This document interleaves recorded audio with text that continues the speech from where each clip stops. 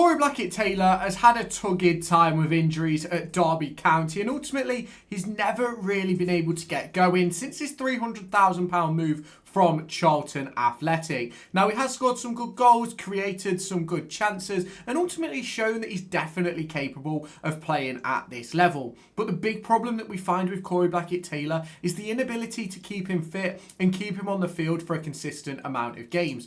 Now, he's probably had the best pre-season of his career at Derby County this summer and got injured just 60 minutes into the game versus Stoke City, and we're yet to see him return back to the field. Now, you can obviously let me know your thoughts on Corey Blackett-Taylor down in the comments, but I'm going to discuss what I think Derby County should do and how they should get him back into the starting 11. Now, of course, Corey Blackett-Taylor is a wonderful footballer. I don't think anybody is going to deny that. But do I believe that he should be a starter for Derby County? Ultimately not, if he can't stay fit. Now, the big problem with that argument is that Corey Blackett-Taylor is probably our one and only out-and-out winger at the club, and he's probably the best winger at the club as well. And ultimately, that makes this decision really, really hard to conversate, because I do believe that he should be a starter for Derby, but ultimately, you cannot be starting games for a football club if you cannot get past 60 minutes without picking up an injury. Now, this is what leaves a big dilemma for John Eustace. It's a dilemma which he's got to deal with, not just across the course of the next few months, but also heading into the January transfer window. Because does he move Corey Blackett-Taylor on in order to bring in a winger that he can trust and that can be in the squad every single week? Or does he give Corey Blackett-Taylor that opportunity to prove himself and prove his fitness? Now, in my opinion, he's got to be in the squad. He's got to be playing games, and that is the only way that he can stay at the club for me. If he picks up another injury before the January transfer window, for me, it's time to let him go. And it's time to look at those League One clubs, who's going to pick him up on loan, maybe even go and take a look at Charlton Athletic and see if they'll take him back. And I'm not saying we need to get our money back, because ultimately he was a part of the reason why we did get promoted from League One.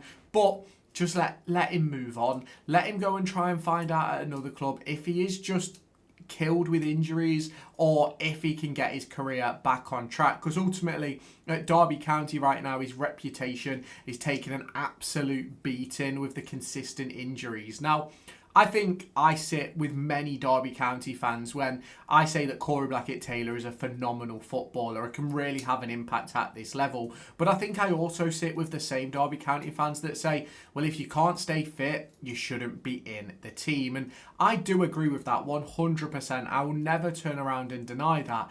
But I do believe that questions have got to be asked of the physios and the team at Derby County who have been working with him in order to get him back fit, because we are expected to see him back after this international break. But how many minutes is he going to play? I genuinely have no idea. And I'd love to see him come out and play 60, 70 minutes a game and play the next 10 games in a row, score a couple of goals, bag a couple of assists. But ultimately, I just don't know if John Eustace is going to be able to trust him, and I think he's going to end up being a little bit of an impact substitution, which I don't necessarily think is a bad thing. Imagine you're 60 minutes in, the score's 0-0, you've got Patrick Agyemang, Corey Blackett-Taylor to bring on. You've got Rhian Brewster already on the pitch. I don't think you can complain about that, if I'm completely honest. But I do agree that questions need to be asked of the fitness and the situation that Corey Blackett-Taylor finds himself in. Now, do I believe that he can get himself fit and consistently playing? Absolutely. But obviously it's going to be a bit of a tough run for Corey Blackett-Taylor in order to sort of get himself back within the squad, because you look at the players who have played in his position since he's been injured. You look at Bobby Clark, you look at Briatan Diaz, Rhian Brewster, Andy Vyman. All of these players have played within those wide areas. And do I believe he's the best of that bunch? I don't necessarily believe he's the best of that bunch, but do I believe he can be the most impactful? Absolutely. And the big question for me in that regard has got to be, can he stay fit and can he play consistently? And it's the point that we're going to keep going back to, in my opinion, because if he picks up another injury between now and January, for me, he has to go. And I'm not saying that he has to go because he's not a good player. I'm saying he has to go because we can't have a registration slot filled with a player that you can't guarantee is going to be fit. Now, I know that you could say that about every single player. Every single player is going to have those injury discussions across the course of their careers. And ultimately, that is just part and parcel of football. It's part and parcel of professional sports. Injuries happen. Players are unfit. These things do happen. But the problem for me is that whenever Corey Blackett-Taylor has a good game, he always ends up walking off the pitch with an injury. And I think you look back to last season under Paul Warne, scored a really nice goal against Norwich and then just couldn't stay in the team, couldn't get in the team. And then he picked up an injury, I think it was away against Cardiff. And we didn't see him then, I'm pretty sure, for the rest of the season, which was, in my opinion, devastating because I think he would have been brilliant under John Eustace. And I do think he will be brilliant under John Eustace. He had a really, really good pre-season. And I think everybody will agree on that as well. I think his pre-season was phenomenal. But it just worries me how the first competitive game of the season is done with I think it was a hamstring injury or a groin injury, and he's out for 8 to 12 weeks. And that is disappointing. It is disappointing. It has been over 8 weeks now, and I believe he is back in training.